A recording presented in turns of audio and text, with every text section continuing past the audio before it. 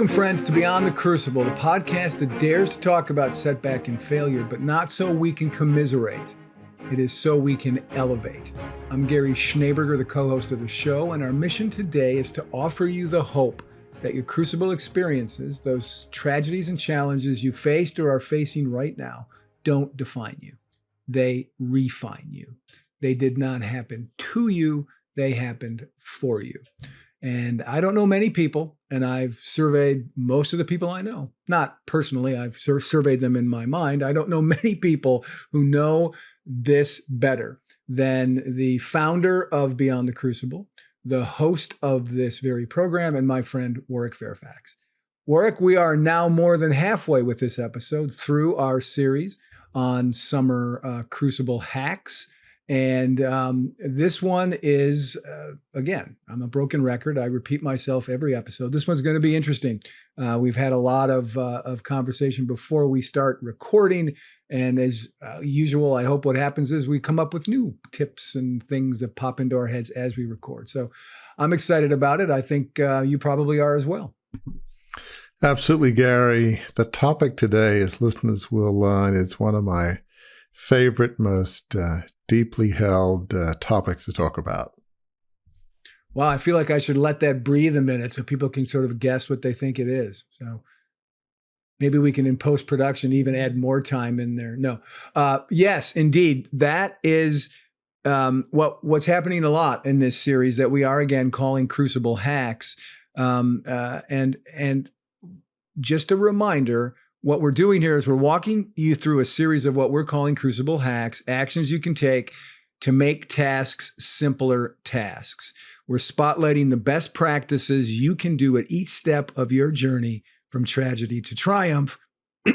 Moving beyond a crucible is not easy. It's not quick. It's not something you can accomplish by taking shortcuts. But the hacks we're talking about here, even though they aren't quick fixes, they are things and ideas and inspirations to help you move from this happened to me to this happened for me. How we're doing it is we're taking 10 weeks going through step by step what we call the Beyond the Crucible refining process, and some things that are attached to the refining process that may not be exactly tied into the refining process.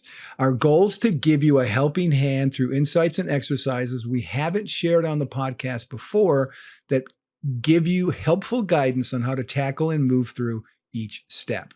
And this week's discussion is on a subject that is one of those I just talked about. It's not really part of the refining process as we define it, but it's like in the same zip code. It's maybe an on-ramp to it. It's certainly a connecting point to it. And that is, we are going to be talking about authenticity.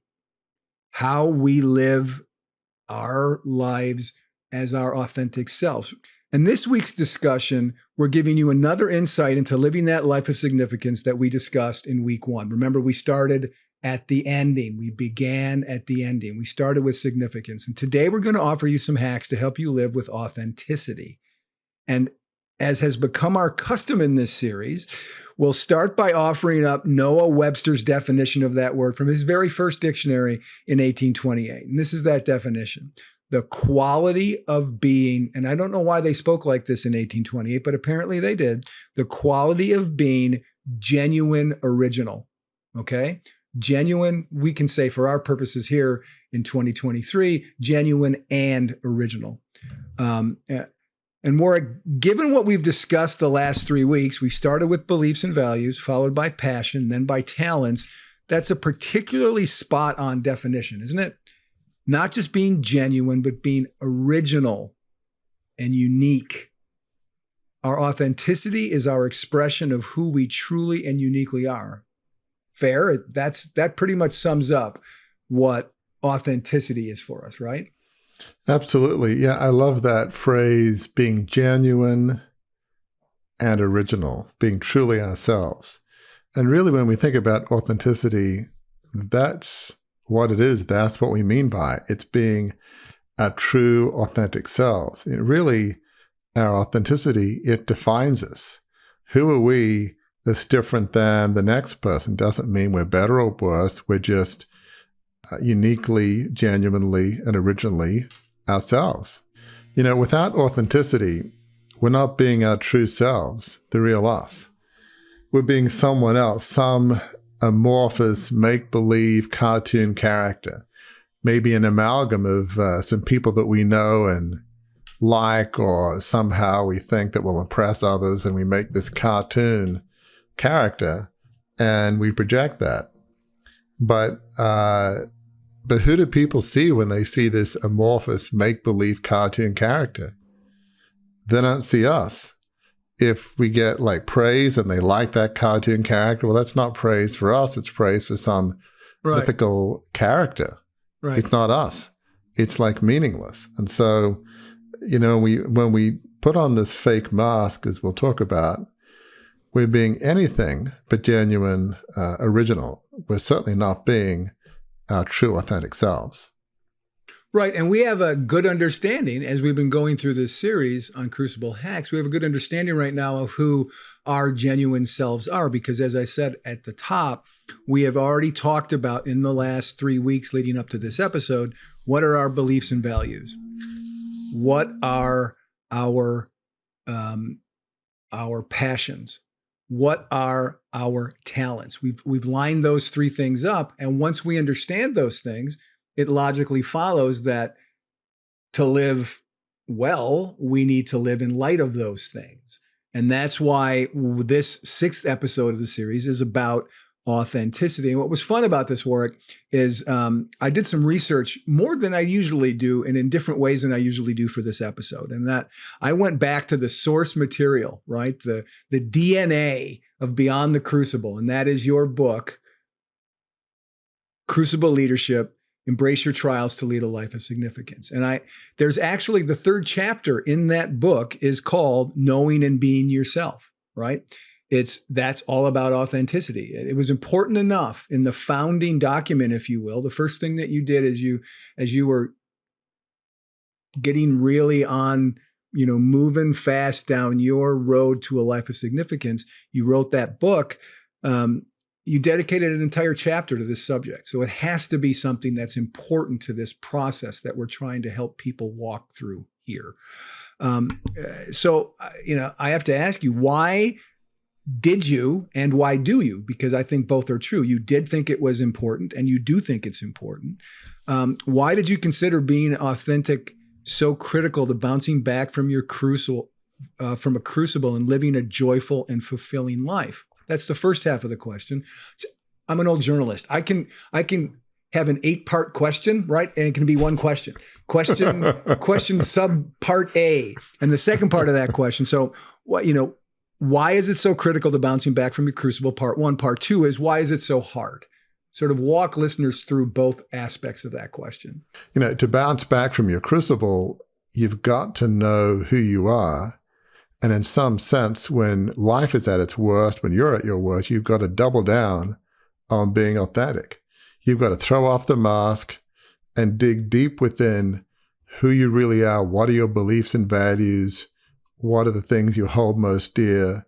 What's important? And if ever there's a time when you've got to be you, the real you, it's amidst a crucible. It's not going to serve you well to think, what is somebody else going to do amidst a crucible? What kind of person do I need to be? I mean, that will just keep you in the crucible. You'll in fact, one crucible, like rabbits, will tend to multiply into a bunch of other crucibles.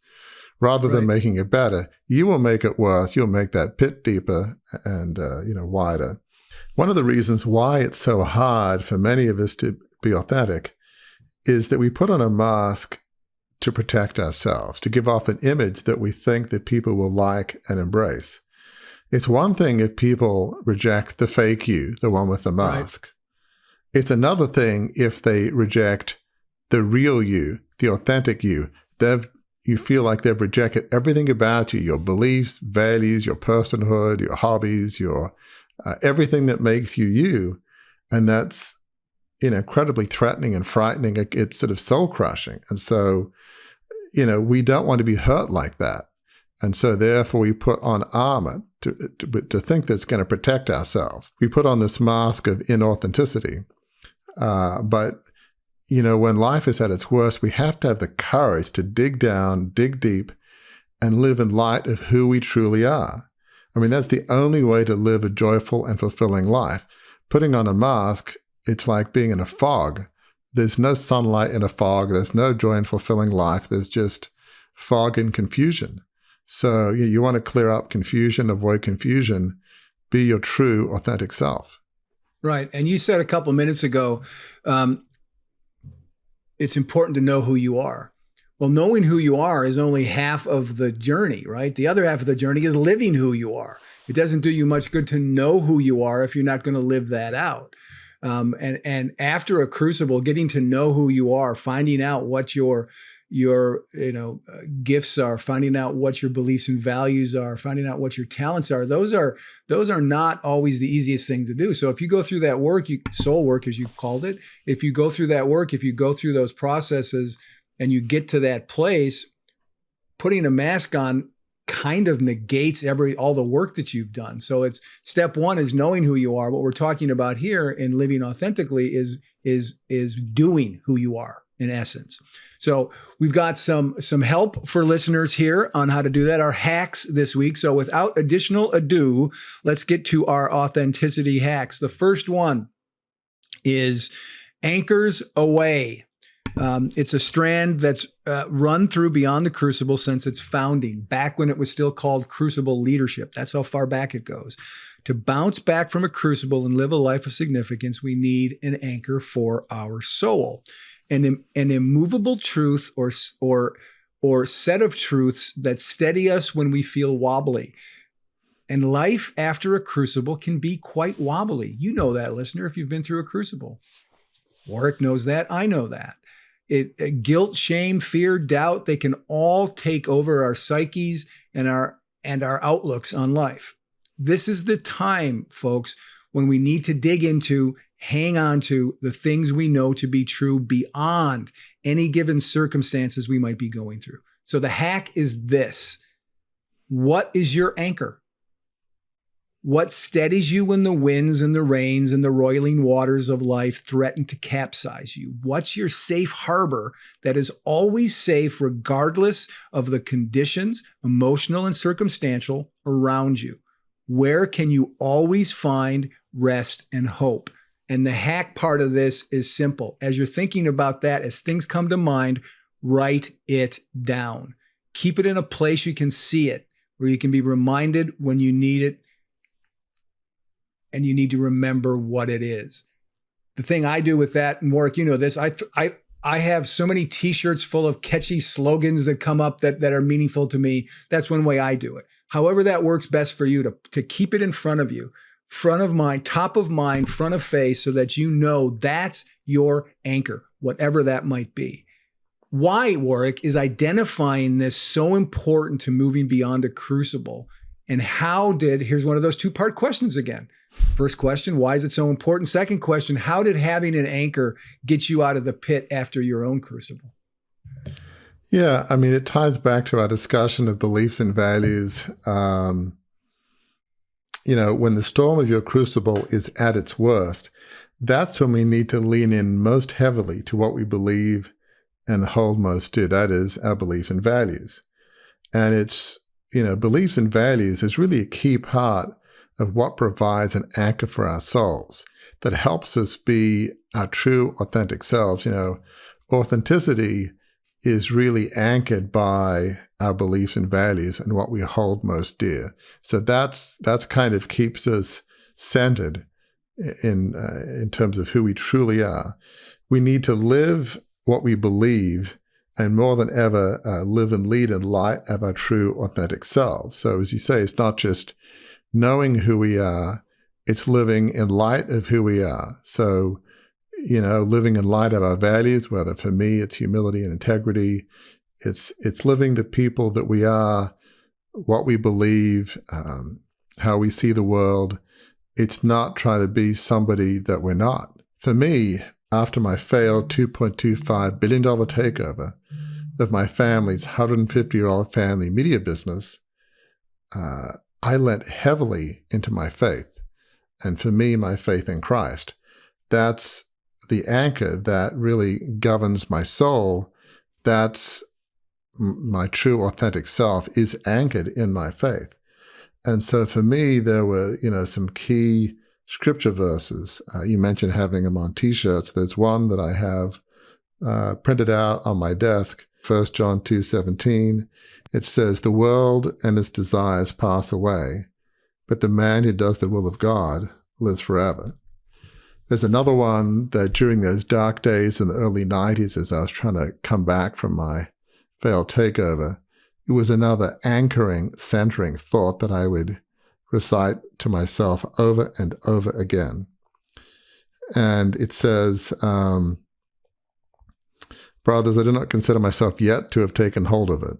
But one thing I do, forgetting what is behind and straining toward what is ahead, I press on toward the goal to win the prize which God has called me heavenward in Christ Jesus." That's Philippians 3:13 and 14.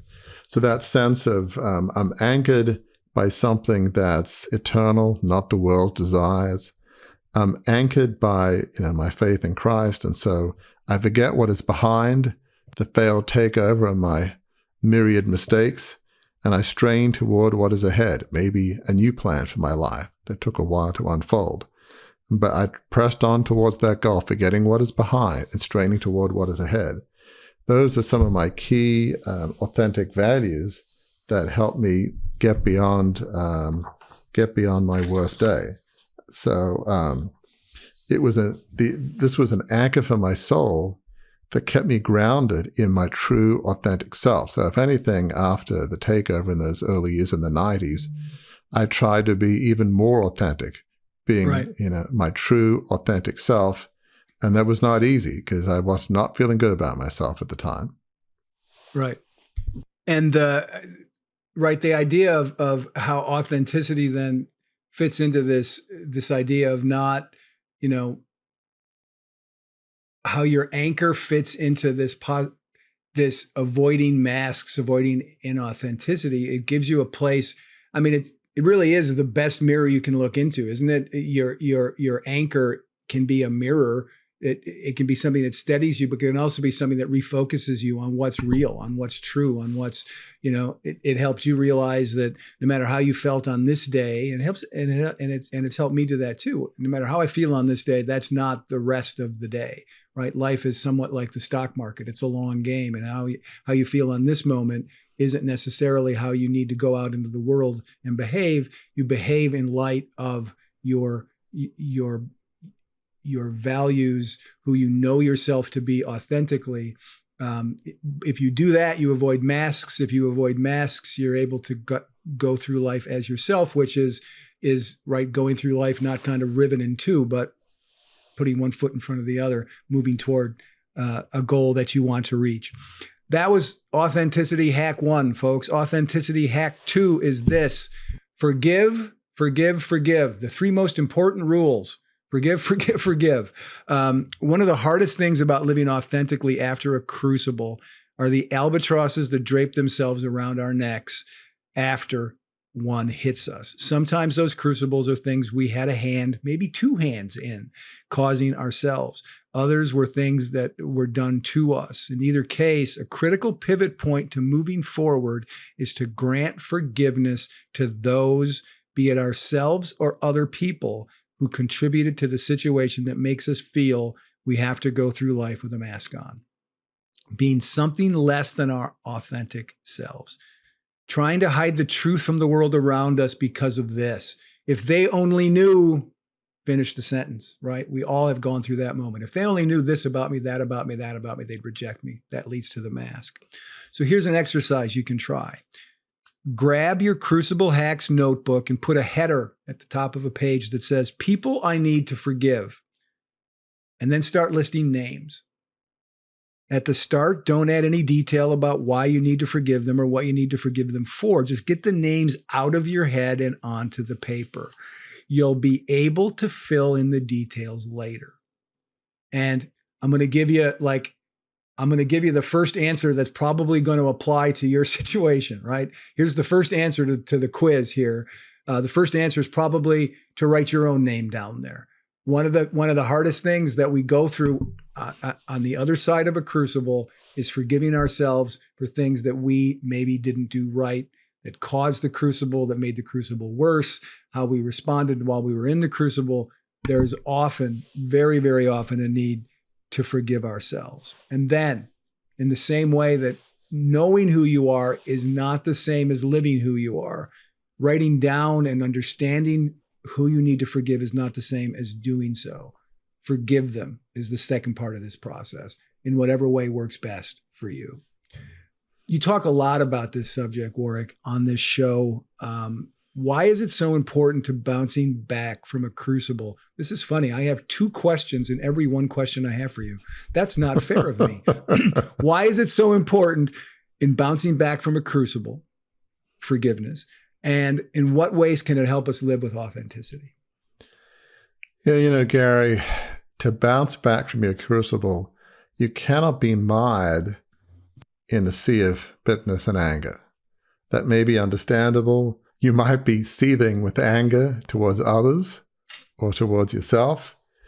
And we often say this, forgiveness doesn't mean condoning. It doesn't mean that you condone what you did, right, or the terrible things that other people did to you. But lack of forgiveness prevents you from moving forward. It's like drinking poison. So here you are at the bottom of the pit, and lack of forgiveness just keeps you in the pit. It's like somebody puts like this metal plate on top of the pit, and you're never getting out. You'll be there for eternity or beyond. At least it feels that way. So you want to get out of that pit. Certainly one thing you cannot do is not forgive yourself or forgive others. And it's very tough to be authentic if you feel who you are is broken, is damaged. Right. And whether that's because you feel that you're a terrible person, or it may be people have done terrible things to you and you're ashamed of who you are, even though it wasn't your fault. We've had so many people on the podcast where the people have been abused and abandoned, and they will all tell you that they felt ashamed of who they were, even though it wasn't their fault. Hard to understand, but it certainly seems to be true. So if you feel like you're broken or you're a terrible person, you can't be authentic, because being authentic means being authentic to somebody that you just don't like, that you don't think is worthwhile, you don't think is worthy. So you need to realize that we're not defined by what was done to you or what you did. We're more than a mistake, even a terrible mistake. And we're more than a terrible thing that was done to us. From a spiritual point of view, from my Christian worldview, God teaches us that in Psalm 139 that we're beautifully and wonderfully made. I believe, most spiritual ways of thought say that we have inherent value as human beings. We are not, defined by our worst day or terrible things that were done to us. So I think if you realize that in some sense, we're all children of God and we all have inherent value, it's okay to be authentic, because we're being authentic to being somebody that is worthy, irrespective of what was done to us or irrespective of maybe a terrible time that we had or terrible thing that we did. So that's really why forgiveness and authenticity are tied together. It's hard to be authentic if you think you're a terrible and broken person. You've got to make the step, make the action that I will forgive myself and others, that I am worthy of love, I am a worthwhile person, and therefore I will be authentic to who I am, because who I am is, fundamentally a child of God, fundamentally somebody of value. So the two are really linked, forgiveness and authenticity. It sounds like you might have just been the guy who created Beyond the Crucible. Like it sounds like you might be like that was a beautiful way to put it, and it does connect all those points together well. I have to confess to you, listener, I almost walked into a crucible of my own creation, which would have then forced me to, led me to have to forgive myself. I almost left off, which is in the middle of my notes here, I almost left off our summer game, our Crucible Hacks worksheet. I almost left you in a lurch, not knowing what to write on your Summer Hacks worksheet for this week. So I caught myself just in time. If you remember, the Summer Hacks worksheet is this idea of every week we're going to give you a code word that you will put in the worksheet. It's available at beyondthecrucible.com. You'll write that word in there, and then the first 25 people who submit that, will give you details on how to submit it later. The first 25 people who submit that will get a signed copy of Warwick's book, Crucible Leadership, Embrace Your Trials to Lead a Life of Significance. All you need to do now is write down this code word. And it's not even a code word this week. It's a code phrase. We're expanding our repertoire. The code phrase this week is, drum roll, the code phrase is being yourself. That's the phrase to write down for week 6 in the Crucible Hacks Summer Series worksheet. So again, get your worksheet over at beyondthecrucible.com. And you'll definitely want to play along, because 25 people will get signed copies of Warwick's book. And trust me, it's a good read. It's a life. I don't say this smugly. It's a life-changing read, meaning it has the absolute ability to change the trajectory of your life. And you can pick it up for free just by completing this worksheet, signed by Warwick. That brings us to the end of another episode, Warwick. Any final thoughts for our friends before we leave them for the week? You know, Gary, we only have one life to live.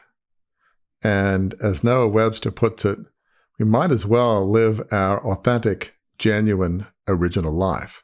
Because we each do have a genuine, original life. There's no person that's ever been on this planet like us, and there's no person that ever will be like us. We're a unique combination of, genes, life experiences, family. We're just a unique person that is different than anybody else on the planet. We need to have the courage to be us with our unique talents, passions, beliefs, and values. We need to believe that as human beings, that we're children of God, that we have inherent value, that we have, from my perspective, inherent God-given purpose and meaning that we're meant to live out in this world.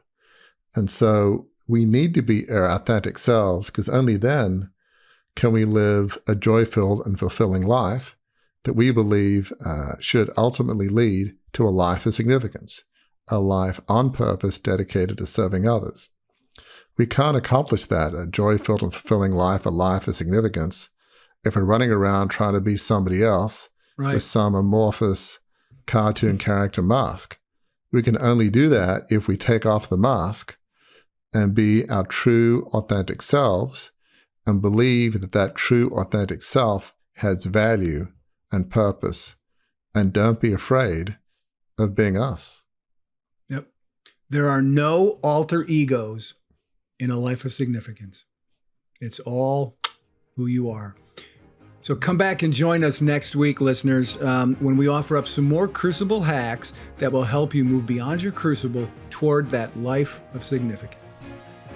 If you enjoyed this episode, learned something from it, we invite you to engage more deeply with those of us at Beyond the Crucible. Visit our website, beyondthecrucible.com, to explore a plethora of offerings to help you transform what's been broken into breakthrough. A great place to start? Our free online assessment, which will help you pinpoint where you are on your journey beyond your crucible and to chart a course forward. See you next week.